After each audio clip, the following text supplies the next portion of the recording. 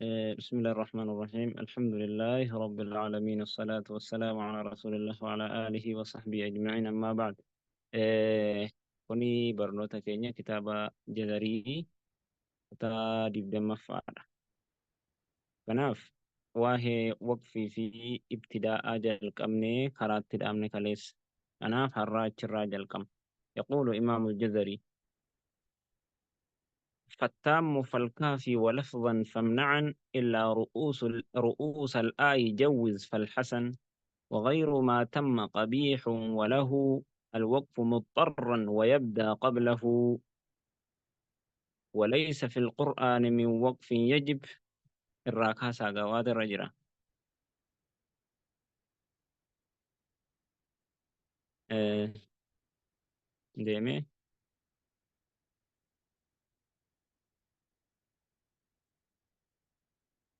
وليس في القرآن من وقف يجب ولا حرام غير ما له سبب أكس جد أيه waa'ee taammii fi kaafii fi hasan kana dubbataa dhufne فالتام فالكافي ولفظا فانمعا جن أما وهي لما تم فإن لم يوجد تعلق أو كان معنى فابتدي جنة فالتام والكافي جن فالتام تامين قصدراتي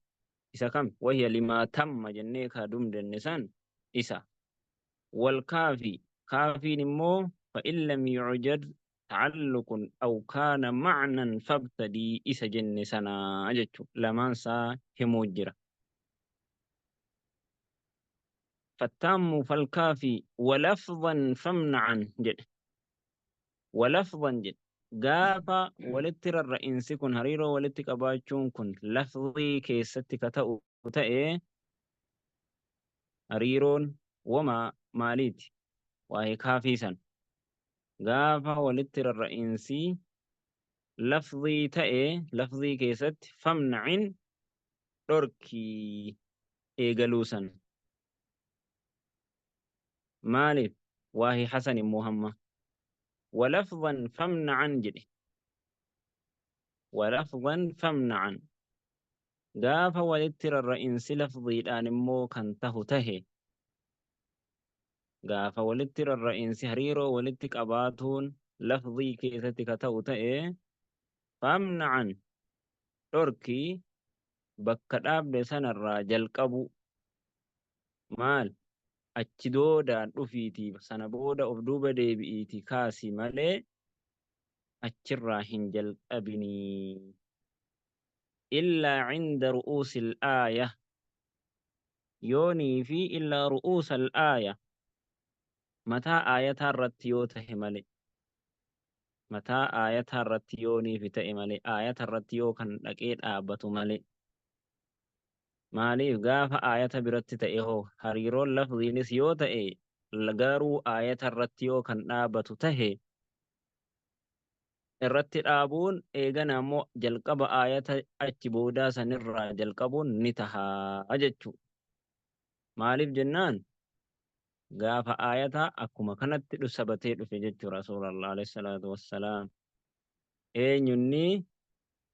Hasan inni kun immoo Hasan wal Hasan jedhe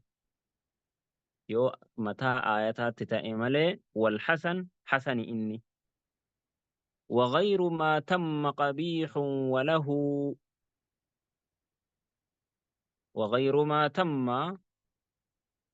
wanni hin guutamin immoo wanni hin guutamin immoo